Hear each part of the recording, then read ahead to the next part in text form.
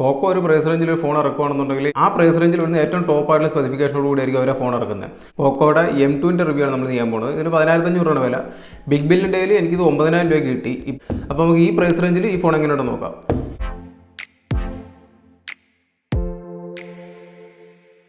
നമുക്കിതിനകത്ത് 6GB ആണ് റാം വരുന്നത്. ഈ ഒരു പ്രൈസ് റേഞ്ചിൽ നമുക്ക് 6GB റാം കിട്ടുന്നത് വളരെ നല്ല കാര്യം. നമുക്ക് സിം ഇജക്റ്റ് ചെയ്യാനുള്ള ടൂൾ കിട്ടുന്നുണ്ട്. അതുപോലെ തന്നെ കുറച്ച് പേപ്പർ വർക്ക്സും കാര്യങ്ങളും വരുന്നുണ്ട്. പക്ഷേ നമുക്കിതിനകത്ത് കവറോ കാര്യങ്ങളൊന്നും വരുന്നില്ല. ഇതാണ് നമ്മുടെ ഫോൺ. ചാർജർ നോക്കുകയാണെന്നുണ്ടല്ലോ നമുക്ക് 10 വാട്ട്സിൻ്റെ നോർമൽ ചാർജറാണ് വരുന്നത്. ഫോൺ 5000 mAh ആണ് ബാറ്ററി വരുന്നത്. അതുകൊണ്ട് നമുക്ക് ചാർജ് ചെയ്യാനായിട്ട് അത്യാവശ്യം കൂടുതൽ സമയം എടുക്കും. നമുക്ക് ചാർജിങ്ങിനും അതുപോലെ തന്നെ ഡാറ്റാ സിങ്കിങ്ങിനുള്ള കേബിളാണ്. USB Type-C കേബിളാണ് വരുന്നത്.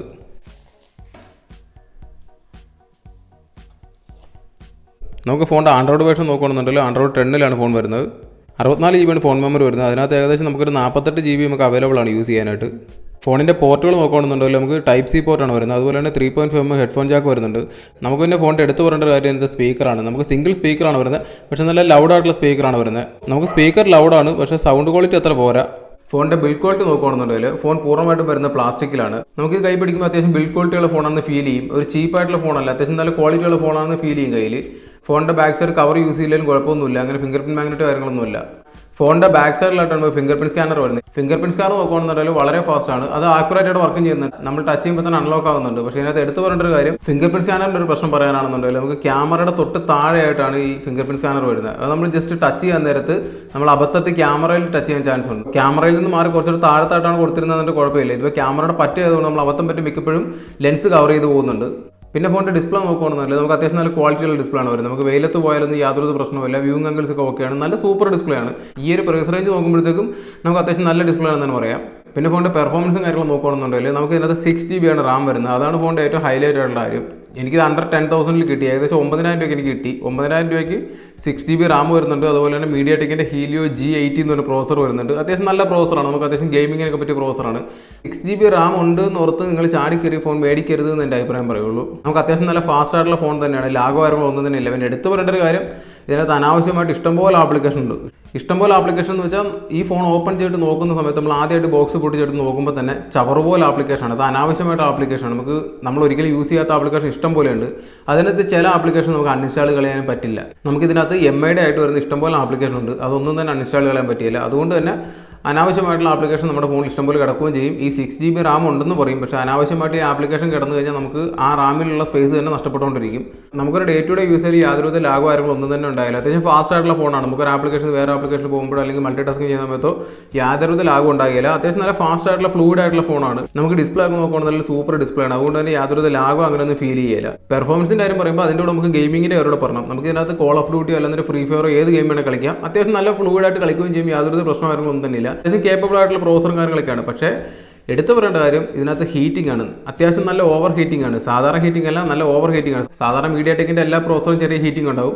പക്ഷേ ഇത് അത്യാവശ്യം ഓവർ ഹീറ്റിംഗ് ആണെന്ന് പറയാം. ഒരു ഗെയിം കളിക്കുക എന്നുള്ള ഉദ്ദേശത്തിലാണ് നിങ്ങൾ ഫോൺ വാങ്ങുന്നതെന്നുണ്ടെങ്കിൽ ഈ ഫോൺ വാങ്ങാതിരിക്കുന്നാൽ അത് കാര്യം എന്താണെന്ന് വെച്ചാൽ അത്രയ്ക്ക് ഹീറ്റിംഗ് ആണ്. സാധാരണ രീതിയിലുള്ള ഹീറ്റിംഗ് അല്ല. ഗെയിം കളി തുടങ്ങി ഒരു 10 മിനിറ്റ് ആകുന്നതിന് മുമ്പ് തന്നെ നല്ല രീതിയിൽ ഹീറ്റ് ആകും. പിന്നെ ഫോണിൻ്റെ ബാറ്ററി ലൈഫ് നോക്കുകയാണെന്നുണ്ടെങ്കിൽ നമുക്ക് ഇതിനകത്ത് 5000 mAh ആണ് ബാറ്ററി വരുന്നത്. 5000 mAh ബാറ്ററി വരുന്നുണ്ട്. അത്യാവശ്യം നല്ല ബാറ്ററി ബാക്കപ്പ് ഒക്കെ കിട്ടുന്നുണ്ട്. നമുക്ക് ഒരു ദിവസം ഷുവറായിട്ടും കിട്ടും. ഒരു നോർമൽ യൂസർ ആണെന്നുണ്ടെങ്കിൽ 1.5 ദിവസം വരെ കിട്ടാം. ഇതിനകത്തൊരു പ്രശ്നം എന്താണെന്ന് വെച്ചിട്ടുണ്ടെങ്കിൽ നമുക്കിതിനകത്ത് കിട്ടുന്ന ചാർജർ എന്ന് പറയുന്നത് സാധാരണ ഒരു 10 വാട്ടിൻ്റെ ചാർജറാണ്. ഇത് ഫാസ്റ്റ് ചാർജിങ് സപ്പോർട്ട് ചെയ്യുന്നുണ്ട്. 18 വാട്ട്സിൻ്റെ ഫാസ്റ്റ് ചാർജിങ് സപ്പോർട്ട് ചെയ്യുന്നുണ്ട്. പക്ഷേ ഇതിനകത്ത് നമുക്ക് ചാർജർ കിട്ടുന്നില്ല. കിട്ടുന്നത് നമുക്ക് നോർമൽ ചാർജറാണ്, 10 വാട്ട്സിൻ്റെ ചാർജറാണ്. ആ ചാർജറിൽ കുത്തി ചാർജ് ചെയ്താൽ ഒരു 3 മണിക്കൂർ വേണം മിനിമം ഒന്ന് ചാർജ് ആകാനായിട്ട്. കമ്പനി പറയുന്നത് 2 മണിക്കൂർ 20 മിനിറ്റ് മതി എന്നൊക്കെയാണ്. പക്ഷേ നമുക്ക് ഫുള്ളി ചാർജ് ചെയ്യാനായിട്ട് ഏകദേശം 3 മണിക്കൂർ എടുക്കുന്നുണ്ട്. അപ്പോൾ അതൊരു ചാർജിങ് ടൈം കുറച്ച് കൂടുതലായിട്ട് തോന്നി. ഫോണിൻ്റെ ക്യാമറ നോക്കുകയാണെന്നുണ്ടെങ്കിൽ നമുക്ക് 13 MP മെയിൻ ക്യാമറ വരുന്നത്. അതുപോലെ തന്നെ 8 MP വരുന്ന വൈഡ് ആംഗിൾ ലെൻസും 5 MP വരുന്ന മാക്രോ ലെൻസും അതുപോലെ തന്നെ 2 MP വരുന്ന ഡെപ്ത് സെൻസറുമാണ് വരുന്നത്.